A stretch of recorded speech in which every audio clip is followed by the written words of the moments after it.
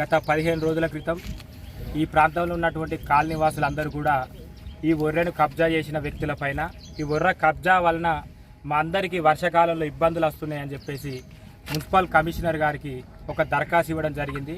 మీరు పూర్తి వివరాలు పరిశీలించి ఈ కబ్జా గురైన ఒర్రెను తక్షణమే పూడిక తీయాలని చెప్పేసి వీళ్ళందరూ దరఖాస్తు ఇస్తే దాని సానుకూలంగా స్పందించి కమిషనర్ గారు మరియు మేమందరం కూడా ఇక్కడికి వచ్చినాము. వచ్చి పరిశీలిస్తే వాస్తవంగా గతంలో ఈ ప్రాంతంలో ఉన్న వాళ్ళందరూ అవతల వైపు ఉన్న పొలాల్లో వాళ్ళందరూ కూడా చెప్పేది చాలా ఈ టేక్ చెట్ల వరకు ఉండేనట. అది ఏదైతే ఇక్కడ అరుణోదయ అనే స్కూల్ ఉండే ఆ స్కూల్ హెడ్ మాస్టర్ ఎవరైతే ఉన్నారో ఆయన పట్టాదారు వాస్తవంగా ఆయన బేర సత్యనారాయణ మరియు అతని అనుచరులకు ఈ యొక్క భూమిని అమ్ముకున్నాడు. అమ్ముకున్న క్రమంలో ఎకరం 7 గుంటలు ఎంతో పట్టా ఉందని చెప్పేసి వాళ్ళు అన్నారు. ఎకరం 7 గుంటలు భూమి లేకపోవడం వల్ల వెళ్ళిన భూమికి డబ్బులు ఇచ్చి మిగతా భూమి ఓసీపీ నుంచి అప్పుడు ప్రభుత్వం బీఆర్ఎస్ ప్రభుత్వం కాబట్టి ఓసీపీ నుంచి మట్టి తెప్పించి ఇదంతా ఒరేని కబ్జా చేసి ఓసీపీ మట్టి ద్వారా కబ్జా చేసి మొత్తం ప్లాట్లుగా మార్చారు. ఈ అన్నీ తెలుసుకున్న తర్వాత కమిషనర్ గారు స్పందించి జేసీపీతోని కాలువ తీసే క్రమంలో మరి వాళ్ళ అనుచరులు వాళ్ళు మొత్తం మంది వచ్చి ఇక్కడ నానా హంగామా గొడవలు చేసారు. వీళ్ళందరూ కాలనీ వాసులు కూడా ఉన్నారు ఆ రోజు. అంతేకాకుండా ఆ గొడవ చేసిన క్రమంలో కూడా కమిషనర్ అదేం పట్టించుకోకుండా వాళ్ళు మొత్తం పూడిక తీసి వెళ్ళిపోయారు. మొన్న రీసెంట్గా 16 తారీఖు మరి 15 తారీఖు ఏం చేశారంటే ఈ ప్రాంతాల్లో 2-3 ప్లాట్లు అమ్మకానికి ఉన్నాయని చెప్పేసి ఆ మట్టి అడ్డుగా ఉందని చెప్పేసి మళ్ళీ కూడా మట్టినంతా ఒరెలకు దొబ్బే క్రమంలో కమిషనర్ గారు మరి ఉన్నతాధికారులు వస్తే వారిపైన దురుసుగా ప్రవర్తించి ఇష్టం వచ్చిన రీతిలో తిట్టినందుకు కమిషనర్ గారు కేసు పెట్టడం జరిగింది. ఈ కేసు ఇన్వెస్టిగేషన్లో భాగంగా ఏసీపీ గారు విచారణకు పిలిపిస్తే నానా హంగామా చేసి నిజంగా సావాలనుకున్నాడు ఇక్కడ కడి చేసుకుంటాడు. ఇక్కడ కాదు, ఇక్కడ కడి చేస్తే బ్లడ్ ఇంజూరీ ఎక్కువ అవుతుంది కాబట్టి ఈడ మామూలుగా కటింగ్ చేసుకొని మొత్తం బ్లడ్ వచ్చేటాగా బాగా హంగామా చేసి ఇదంతా తడిచిపోయేసరికి పోలీసులు ఉన్నతాధికారులు అందరూ స్పందించి హాస్పిటల్ తీసుకపోతే వాళ్ళ బిడ్డ ఒక వాయిస్ ఇచ్చింది. మా నాన్న వైట్ పేపర్, మా నాన్న తెలంగాణ ఉద్యమకారుడు, మా నాన్న ఎంతో మందికి ఉపాధి కల్పించిండు, మా నాన్న తప్పు చేసిండని మీరు ప్రూఫ్ చేస్తే ముక్కు నేలకు రాసి ప్రాంతం నుంచి వెళ్ళిపోతామని అన్నాడు. అమ్మ చూడండి అమ్మ, మీ మీద వ్యక్తిగతంగా మాకు ఎటువంటి మీరు ఆడపిల్లలు మా ప్రేమ్ సాగర్రావు గారికి కానివ్వండి మాకు కానీ చాలా గౌరవం ఉన్నది మీ పైన. కానీ మీ నాన్నగారు ఒక్క అమ్మాయిని కూడా ఒక మహిళను కూడా గౌరవించేటట్టుగా ఎప్పుడు కూడా మాట్లాడలేదు, దురుసుగా ప్రవర్తించారు. చూడండి ఇక్కడ మీ నాన్నగారు చేసిన భాగవతాలని ఇక్కడ కాలనీవాసులు ఉన్నారు సాక్ష్యం. అంతేకాకుండా ఒక మాట నువ్వు మాట్లాడినావు, మనోవేదనకు గురైనవు.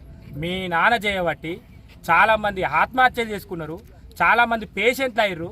వాళ్ళకు కూడా ఫ్యామిలీలు ఉంటాయి తల్లి. వాళ్ళు కూడా ఇవాళ ఎంతోమంది ఆడపిల్లలు అమాయకులు వాళ్ళ జీవితాలు రోడ్డు మీద పడ్డాయి. ఇవన్నీ మీకు తెలియదు. మీ నాన్న చేసే బయట ఏమేమి పనులు చేస్తున్నాడో ఇవన్నీ మీరు తెలుసుకోకుండా మీరు మాట్లాడుతున్నారు. దయచేసి మీరు తిరగండి. 21వ వార్డులో రామ్నగర్లో 5 సార్లు గెలిచిండు మీ నాన్న అన్నారు కదా. ఏ రకంగా గెలిచిండో కూడా అందరికీ తెలుసు.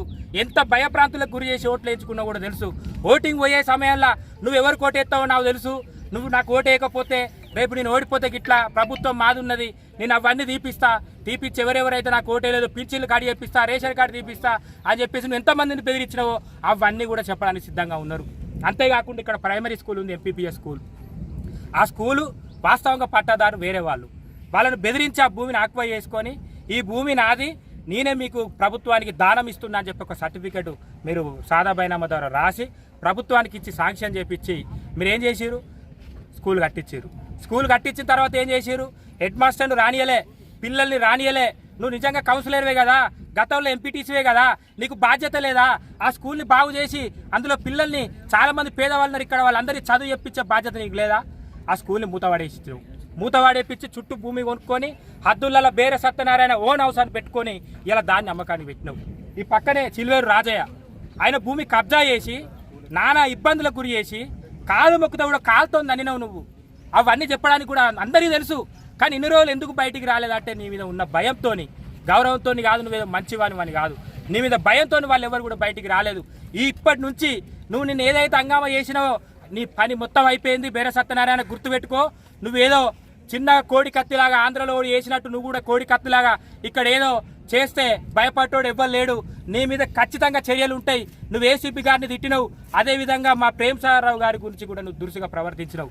ఆయనకు మంత్రి పదవి వస్తుంది రాబోయే రోజులలో. ఆయనకు మంత్రి పదవి వస్తే తట్టుకోలేని మీ బీఆర్ఎస్ నాయకులు అందరూ కూడా కావాలని ప్రేమ్ సాగర్రావుని ఈ యొక్క ఇష్యూను లాగి మీరు ఆయనను బదనాం చేసే ప్రయత్నం చేస్తూ ఉన్నారు. ఖబర్దార్ బేర సత్యనారాయణ మరియు బీఆర్ఎస్ నాయకులారా, ఒక్కటే చెప్తున్నాం, ప్రేమ్ సాగర్రావు గారి జోలికి వచ్చిన నస్పూర్ మున్సిపాలిటీ పరిధిలో ఎక్కడ మీరు కబ్జాలు చేయడానికి ప్రయత్నం చేసినా గతంలో మీరు చేసిన కబ్జాలన్నిటిని కూడా బయటికి తీసి సాక్ష్యాలన్నీ ప్రూఫ్ చేసి మిమ్మల్ని అందరినీ కూడా చట్ట ప్రకారంగా జైలుకు పంపించే ప్రయత్నాలు ఖచ్చితంగా జరుగుతాయి.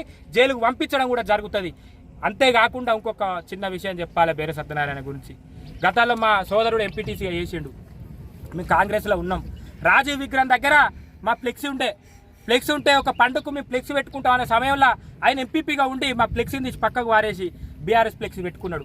ఆ క్రమంలో నీ నుండి గొడవ చేస్తే మా అన్నేమో హైదరాబాద్లో ఉన్నోని మీద కేసు పెట్టి అప్పుడు మీ ప్రభుత్వం ఉంది కాబట్టి పోలీస్ అధికారులతో ఫోన్ చేయించి బెదిరించి తీసుకొచ్చి నువ్వు ఇక్కడ ఎఫ్ఐఆర్ చేయించినావు.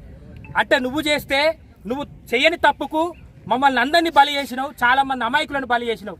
ఇలా నువ్వు తప్పు చేసి కూడా నేను తప్పు చేయలేదు ముర్రో అని మొత్తుకుంటే ఎవ్వడు ఊరుకోవడానికి సిద్ధంగా లేడు. నువ్వు ఎంత ఏడ్చినా, నువ్వు ఎన్ని భయప్రాంతులకు గురి చేసినా, నువ్వు ఏది చేసినప్పటికీ కూడా చట్టం తన పని తాను చేసుకుంటూ పోతుంది. నీకు మూడింది. ఖచ్చితంగా రాబోయే రోజులల్లో ఓటింగ్ ద్వారా బుద్ధి చెప్తారు. నువ్వు రామ్నగర్ ఏరియాలో ఎక్కడ తిరిగినా చెప్పులతో నడిమే రోజు ఖచ్చితంగా వస్తుంది.